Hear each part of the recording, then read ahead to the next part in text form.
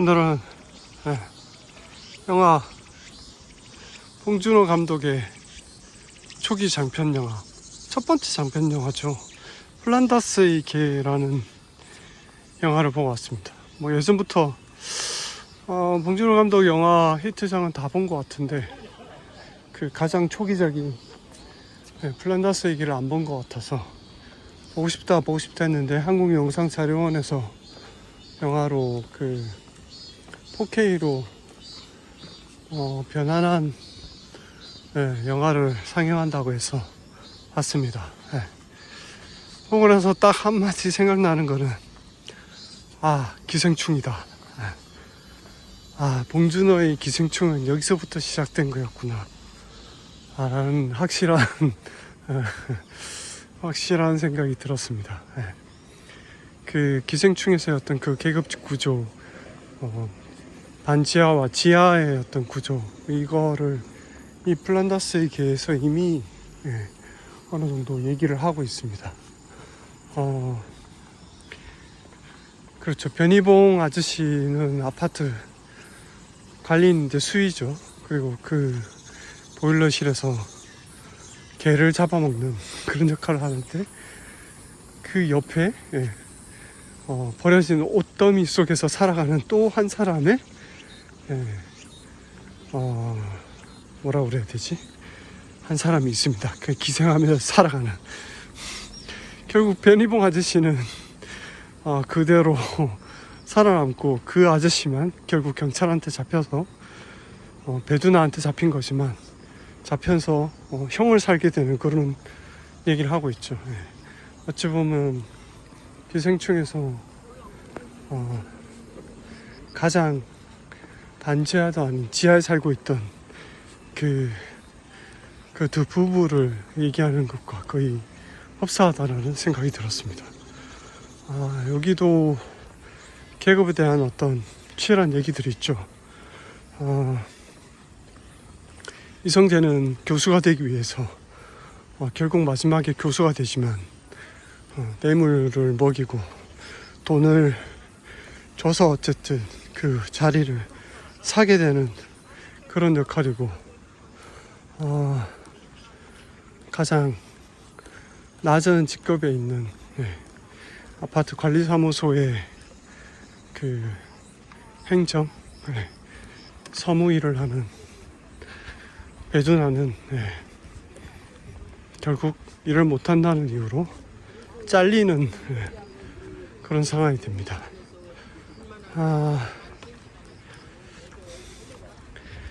그런 계급의 어떤 그런 것들을 보는 재미도 있고, 저는 그런 것보다는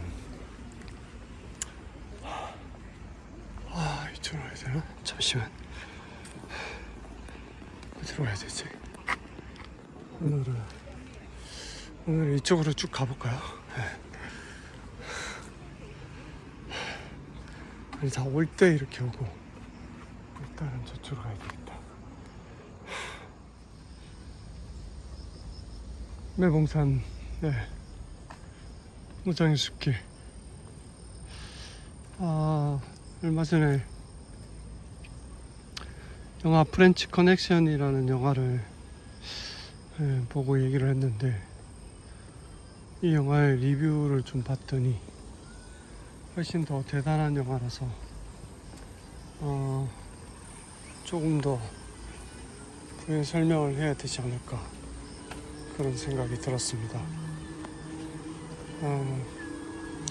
프렌치 커넥션은 이 영화가 거의 기본적인 그런 경찰 영화의 거의 원조격인 영화라고 합니다. 그래서 저는 되게 추격전이라든지 이런 게 되게 지금 봐도 그렇게 촌스럽지 않다라고 했는데, 이 작품이 거의 원조였다고 합니다. 그래서 그 기차와 어쨌든 자동차의 어떤 추격신이라든지 그 다음에 그 악당들과 같이 이제 계속 미행을 하고 미행을 따돌리기 위해서 하는 그런 장면들이라든지 이런 것들이 어디선가 좀 다들 본 것 같은 그런 거였는데 이 영화가 거의 원조격이라고 하니까 조금 더 오히려 거꾸로 의미가 굉장히 깊고 71년도 작품이지만 뭐 오스카상도 수상하고 그 당시에 굉장히 파격적이었다고 합니다. 그리고 그 실제로 쓰는 단어라든지 그 당시 어떤 뉴욕의 배경이라든지 이런 것들이 살아있는 언어들을 많이 사용함으로써 사실 마약 소재 자체는 마약 관련이니까 그런 게 굉장히 리얼하게 살아있는 그런 영화라고 합니다. 그리고 나서 이제 이렇게 봤더니 사실 그 경찰 형사들의 고충 이런 그 뭐죠 뻗치기 탐문수사 미행하면서 결국 잠복 계속 기다리잖아요. 악당들 두 명이 프랑스 악당들 두 명이 식사로 식당에 들어갔는데 그 장면이 생각보다 굉장히 오래 보여줍니다. 그래서 밥을 왜 저렇게 오래 먹지? 약간 이럴 정도로 그 밖에서 기다리고 있는 그 도일이라는 형사는 형사가 추운데 벌벌벌 떨면서 그렇게 밖에서 일종의 잠복을 하고 있죠. 근데 영화 기억해 보니까 식당에서 밥 먹으면서 그 창밖에 그렇게 보입니다. 도일이 이렇게 추위에 떠는 장면들이 보이고 그리고 동료가 샌드위치를 갖다 줘서 샌드위치를 받는 장면이 잠시 나오고 그리고 그 식당 안에서 또 도일을 이렇게 비춰주는 그 장면도 굉장히 특이했던 것 같습니다. 그리고 나중에 커피를 줬는데 커피가 맛이 없는지 그거를 그냥 다 버리죠. 커피를 이렇게 줄 버리는 그런 장면들, 추위에 떠는 장면들 이런 것들이 굉장히 잘 살아있는 프렌치 커넥션이었습니다. 그래서 장면들을 조금 더 다시 한번 생각해 보니까 좋은 장면들이 참 많았다라는 그런 느낌이 들고 그 기차에서 서로 미행을 따돌리기 위해서 기차칸에서 계속 들어왔다 나갔다 하는 것도 사실 이것도 다른 영화에서도 여러 번 봤던 장면들이기도 하고 어떤 카페 길가에서 이렇게 미행을 당하다가 갑자기 가게로 들어갔다가 어디 다른 문으로 이렇게 빠져나가는 그런 거라든지 그런 장면들이 참 여러 가지 면에서 참 좋지 않았나. 그리고 그것도 이게 실제로 또 실제 사건을 가지고 재구성한 그런 점이 있기 때문에 그 실제로 뭐 도망을 갔고 누군가는 형을 살았고 이런 장면들도 실제 사건의 리얼함이 더 더해지는 것 같습니다. 프렌치 커넥션 추가였습니다. 네, 팟캐스트 이제 봉준호 감독의 플란다스의 개 부연 설명을 조금 더 해야 되겠다는 생각이 들었습니다. 막 이렇게 영화 전문 팟캐스트들 들어보고 하니까 더 멋진 영화였구나. 저는 크게 이제 이게 봉준호 감독의 어떤 그 계급 구조의 기생충의 어떤 근원이 되는 그런 원조의 어떤 기틀을 마련한 그런 영화로서의, 왜냐면 봉준호 영화 감독의 영화를 거의 다 봤는데 이 플란다스의 개만 안 본 거였거든요. 근데 봉준호 감독의 어떤 사상과 철학과 생각들이 이 플란다스의 개에 거의 다 담겨 있다. 이게 되게 놀라운 지점이었고, 근데 이제 평론가들 그 얘기를 하더라고. 이게 과연 그 당시에 그냥 봉준호 감독의 첫 번째 영화였어요. 첫 번째 장편 영화였으니까 이걸 보고 과연 얼마나 그 공감을 하거나 뭐 이렇게 재미를 느꼈을까 이렇게 생각하면 약간 의문이긴 합니다. 왜냐면 지금은 그 전 세계적인 거장의 감독이 되어 있는 상황에서, 그리고 그 자신의 생각들을 좀 더 세련되게 표현하는 그 감독이 된 상황에서 아주 거친 초기에 그것들을 봤기 때문에 우리가 와, 여기에 이 모든 것들의 근원이 담겨 있구나 이렇게 보니까 좋아 보이는데, 그걸 처음에 그냥 딱 맞닥뜨리면 이게 무슨 영화지? 약간 뭐 그냥 블랙 코미디? 뭐 이렇게 되게 가볍게 생각했을 것 같아요. 근데 지금 우리가 기생충이나 옥자라든지 뭐 설국열차라든지 이런 영화들을 다 본 상황에서는 아, 이게 근원이 됐고 토대가 되고 원래 이런 생각들을 많이 가지고 있던 감독이었구나. 그리고 우리가 흔히 봉테일이라고 하잖아요. 그런 요즘은 블랙 코미디가 그렇게 많이는 없지만 그런 블랙 코미디의 초기에, 그리고 그 어떤 씬마다의 어떤 디테일함을 굉장히 다 담아놓고 있다라는 것 자체가 또 굉장히 대단해 보였습니다. 그래서 이걸 다시 봐야 되겠구나. 그래서 저는 첫 번째 봉준호 감독의 초기작에서 지금의 모습들을 다 구현하고 있다. 그 다음에 굉장히 한국적인 그런 이미지나 설정이나 상황들이 굉장히 많다. 뭐 무말랭이라든지 그런 얘기 했었죠. 근데 그리고 이제 그 어떤 계급의 어떤 구조, 이런 거에 대해서 얘기를 했는데 훨씬 더 평론가들은 많이 들어가 있더라고요. 그래서 그 얘기를 조금 더 드리면 그리고 그 변희봉 쌤의 그 변경비, 그 캐릭터 굉장히 재밌죠. 경비를 하는데 거기에 런닝머신 갖다 놓고 바이올린 케이스에다가 도구를 놔두고 러닝머신 위에는 그 시계, 전 세계 시계, 뉴욕, LA의 시간들이 다 표시가 되어 있습니다. 그 얘기 안 했는데 그것도 굉장히 웃겼어요. 그러니까 이 수위 아저씨가 음악도 듣고 운동도 하시고 뭔가를 다 자기 삶을 즐기고 있는 어떤 그런 캐릭터. 그리고 다들 이제 그 보일러 김씨에 대한 그 부분은 굉장하다고, 저도 굉장하게 봤지만 몰입감이 상당했고, 그래서 변희봉 쌤을 계속 영화에 봉준호 감독이 예전부터 변희봉 쌤을 굉장히 연기를 좋아했다고 합니다. 그래서 계속 지속적으로 이제 봉준호 감독 영화에 계속 나왔었던 거고요. 그리고 이게 정치적으로 보면 그런 게 있습니다. 기득권과 그 약간의 지식인,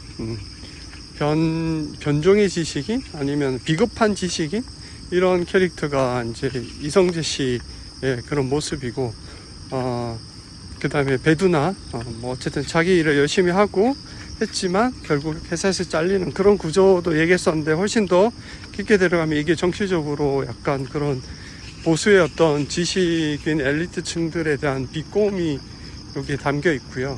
그리고 그 밑에 층에 있는 사람들이 결국은 그 지하 세계에서 그 불황자로 있던 그 사람은 감옥에 가고 하잖아요. 근데 그 사람이 딱히 뭘 한 건 아니지만 결국은 그 사람은 감옥을 가고, 뭐 돈을 주고 학위를 산 이 사람은 결국 교수가 되는, 이런 어떤 세상의 어떤 부조리함, 그 부조리함의 어떤 블랙 코미디를 굉장히 잘 표현한 그런 영화였는데, 그러니까 영화 자체가 꼬집어 보기 시작하면 굉장히 할 얘기들이 많은 영화라는 그런 생각이 다시 들었습니다.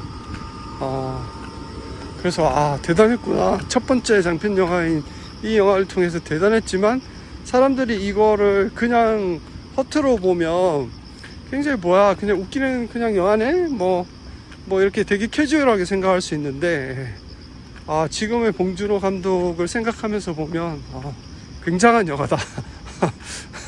라는 다시 한번 생각이 되었습니다. 그리고 마지막 엔딩 장면. 이성재가 교수가 되었지만 자신이 첫 장면을 보시면 이성재가 전화를 하면서 아파트 자기 집 베란다에서 초록의 어떤 산을 보면서 전화 통화를 합니다. 초록이 계속 이렇게 이성재의 모습이 정면을 안 보이고 뒷모습만 보이죠. 그래서 초록 바탕에 이성재가 전화를 하고 있는 그 모습, 그 초록의 어떤 숲, 이게 일종의 이상형처럼 보입니다. 근데 이성재는 교수가 되고 나서 그 창밖에 있는 초록을 암막 커튼으로 가립니다. 뭔가를 상영하기 위해서 암막 커튼으로 가리면서 이성재의 표정이 점점점 어두워지는 그런 모습을 보여주고 있습니다. 이게 엔딩이죠. 그래서 그 다음에 베두나와 그 친구는 자신들이 회사에도 잘렸으니 이제 놀러나 가자 이러면서 숲에 아주 흥겨운 기분으로 숲을 들어가고 있는 장면을 보여주고 있습니다. 이 장면을 보면 저는 그 마지막에 빛을 비추는 게 당신들의 관객들의 어떤 모습들을 투영한다라고도 봤었는데, 어쨌든 이 마지막 엔딩 장면이 그 대비를 이루죠.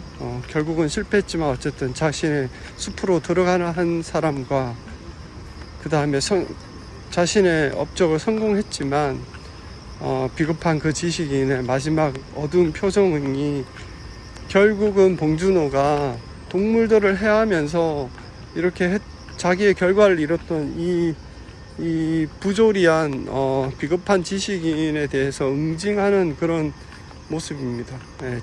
직접적으로 응징을 하지 않지만 자신이 보여주고자 하는 장면을 엔딩에서 그대로 보여줬다고 봅니다. 그 부분을 정확하게 묘사 못했지만 분석가들은 그렇게 얘기를 하더라고요. 그게 맞는 것 같습니다. 그래서 그 엔딩도 그럼 너무 멋지지 않았나. 이렇게 봉준호 감독은 직접적으로 뭔가를 하기보다는 굉장히 애둘러서 그런 것들을 잘 표현해 내주고 있습니다. 그게 너무 놀라운 어떤 영화였다고 보고요. 그래서 그 동물들을 좋아하시는 분들은, 그 애견하시는 분들은, 키워놓으시는 분들은 굉장히 좀 불편할 수 있잖아요, 여러 장면들이. 그래서 그것들을 봉준호 감독이 그 동물에 대한 어떤 사랑이나 애정을 다시 한번 자신의 영화로 약간 그 보상하는 차원에서 옥자라는 영화를 만들었다는 얘기도 굉장히 재밌었습니다. 노을공원이었습니다. 그래서 옥자를 만들어서 동물에 대한 애정을 플란다스의 개에서 보여줬던 그런 죄책감으로 옥자를 만들게 되었다는 얘기가 있었습니다. 봉준호 감독의 플란다스의 개는 지금 보면 정말 다르게 보인다. 다르게 보이고 봉준호 감독의 생각들의 근원적인 토대가 되는 것들이 지금 플란다스의 개에 모두 담겨 있다. 지금은 그렇게 막 블랙 코미디를 대놓고 하시지는 않지만 그 당시에 어떤 그 블랙 코미디적인 요소와 부조리함을 표현하는 약간 거칠지만 살아있는 날것의 어떤 봉준호 감독을 그대로 만날 수 있다 라는 게, 그래서 플란다스의 개를 안 보신 분도 많겠지만 봉준호 감독 지금 봤던 분들도 지금 다시 봐야 된다 라고 저는 생각합니다. 이상 플란다스의 개에 대한 추가 이야기였습니다. 안녕.